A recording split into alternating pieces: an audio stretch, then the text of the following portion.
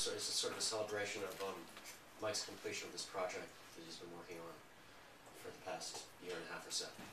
And so I'm just the opening act.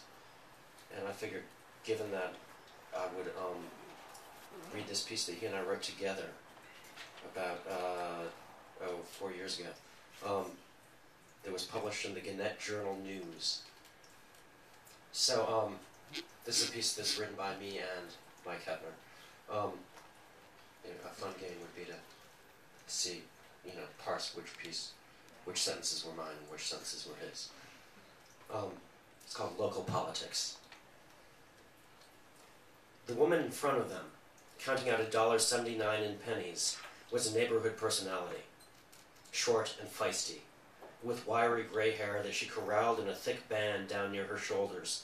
She wandered the streets most days, putting up flyers about the Block Association's pet causes, and haranguing the professionals hustling past about their civic responsibilities. She affected a dumpiness in her dress that Jeff had always found grating, like she was trying to imply through her oversized Guatemalan sweaters and loose-fitting corduroys that she was too engaged with the injustice in the world and the rights of her fellow citizens to worry about personal appearances. If Jeff had seen her guarding the gate of the community garden that she and her posse of activists had worked so hard to preserve between his apartment building and the subway entrance, he might have walked around the block to avoid her. But trapped, as he was, behind her in the line at Starbucks, there was nothing he could do but shake his head scornfully and hiss under his breath. Typical.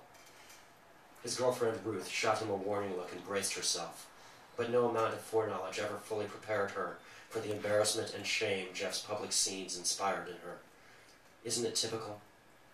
Jeff's commentary was directed at Ruth. His voice pitched in the stage whisper, too quiet to be construed as direct confrontation, but too loud to be meant for Ruth's ears alone.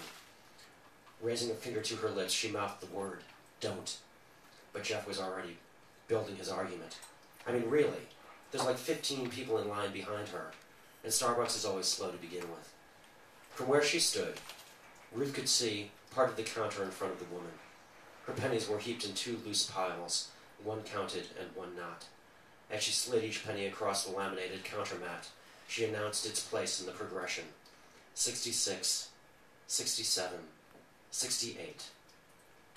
They should just not accept her money if she's going to do this, said Jeff. Relax. Ruth caught the eye of the kid behind the counter.